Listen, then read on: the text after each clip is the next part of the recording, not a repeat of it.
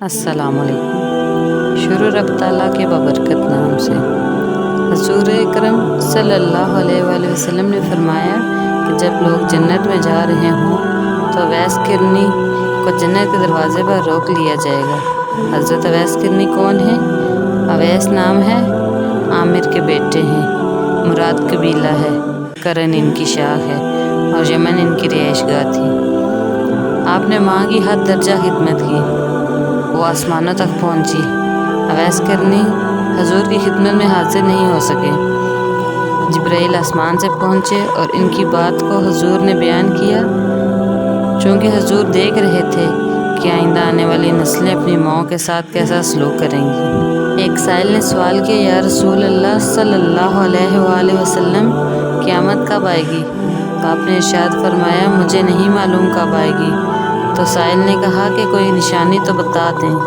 तो आप सल्लल्लाहु अलैहि वसल्लम ने फरमाया, जब औलाद अपनी माँ को जलील करेगी तो क़यामत आएगी। हजूर ने हज़रत उमर रज़ियल्लाहु तआला अन्हा और हज़रत अली रज़ियल्लाहु तआला अन्हा से कहा कि तुम्हारे दौर में एक शख्स होगा जिसका नाम अवैस बिन आमिर, दरमियाना का रंग काला, जिस्म पर एक सफ़ेद दाग।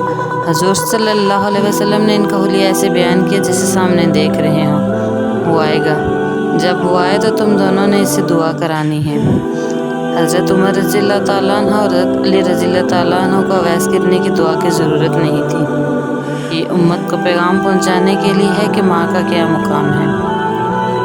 हज़रत उमर हैरान हो गए और सोचने लगे, हज़रत सल्लल्लाहु अलैहि वसल्लम क्या कह रहे हैं कि हम अवैस से दुआ करवाएं? तो हज़रत सल्लल्लाहु अलैहि वसल्लम ने फरमाया, ए उमर, ए अली, अवैस ने माँ की खिदमत इस तरह की कि जब वो हाथ उठाता है तो अल्लाह इसकी दुआ को खाली नहीं जाने देता।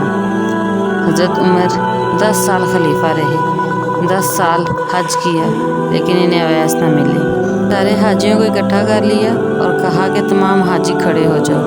आपके हुक्म पर तमाम हाजी खड़े हो गए। फिर कहा, सब बैठ जाओ, सिर्फ यमन वाले खड़े रहो। तो सब बैठ गए और यमन वाले खड़े रहे। फिर कहा कि यमन वाले सारे बैठ जाओ, सिर्फ मुराद कबीले वाले खड़े रहो। फिर कहा, मुराद वाले सब बैठ जाओ, सिर्फ करन वाले खड़े रहो। तो मुराद कबीले वाले बैठ गए, सिर्फ एक आदमी बचा। और हज़रत उमर ने कहा कि तुम करनी हो? तो इस शख्स ने कहा, हाँ मैं करनी हूँ। तो हज़रत उमर ने कहा कि अवैस को जानते हो? तो इस शख्स ने कहा, हाँ मैं जानता हूँ, मेरे भाई का बेटा है, मेरा सगा भतीजा है, इसका दिमाग ठीक नहीं, आप क्यों पूछ रहे हैं? तो हज़रत उमर ने कहा, मुझे तो तुम्हारा दिमाग से ही नहीं लग रहा। आपने पूछा किधर है? तो इसने कहा कि आया हुआ है। पूछा कहाँ गया है? तो इसने कहा कि वो अरफात गया है ऊँट चराने। आपने हज़रत अली को साथ लिया और अरफात की तरफ दौड़ लगा दी। जब वहाँ पहुँचे तो देखा कि अवैस करनी दरख्त के नीचे नमाज़ पढ़ रहे हैं और ऊँट चारों तरफ चल रहे हैं। ये आकर बैठ गए और अवैस करनी की नमाज़ ख़त्म होने का इंतज़ार करने लगे। जब हज़रत अवैस ने महसूस किया कि 2 आदमी आ गए तो उन्होंने नमाज मुख्तसर कर दी। सलाम फेरा तो हज़रत उमर ने पूछा, कौन हो भाई? तो कहा, जी मैं मज़दूर हूँ, इसे खबर नहीं ये कौन है? तो हज़रत उमर ने कहा, तेरा नाम क्या है? तो अवैस करनी ने कहा कि मेरा नाम अल्लाह का बंदा। तो हज़रत उमर ने कहा, सारे ही अल्लाह के बंदे हैं। तेरी माँ ने तेरा नाम क्या रखा है? तो अवैस ने कहा, आप कौन हैं?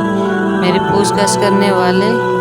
इनका ये कहना था कि हज़रत अली ने कहा, अवैस ये अमीरुल मोमिनीन उमर बिन ख़त्ताब हैं और मैं हूँ अली इब्न तालिब। हज़रत अवैस का ये सुन्नत था कि वो कांपने लगे। कहा कि जी मैं माफ़ी चाहता हूँ, आपको पहचानता ही नहीं था, मैं तो पहली दफ़ा आया हूँ। तो हज़रत उमर ने कहा, तू ही अवैस है? तो उन्होंने कहा, हाँ मैं ही हूँ। हज़रत उमर ने कहा, हाथ उठा और हमारे लिए दुआ कर। और रोने लगे और कहा कि मैं दुआ करूँ?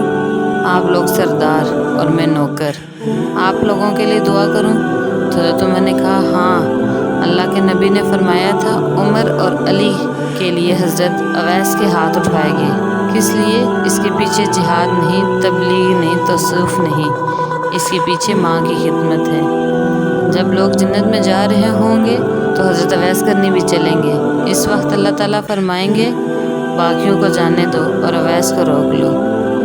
اس وقت حضرت اویس کرنی پریشان ہو جائیں گے اور کہیں گے اے اللہ آپ نے مجھے دروازے پر کیوں روک لیا؟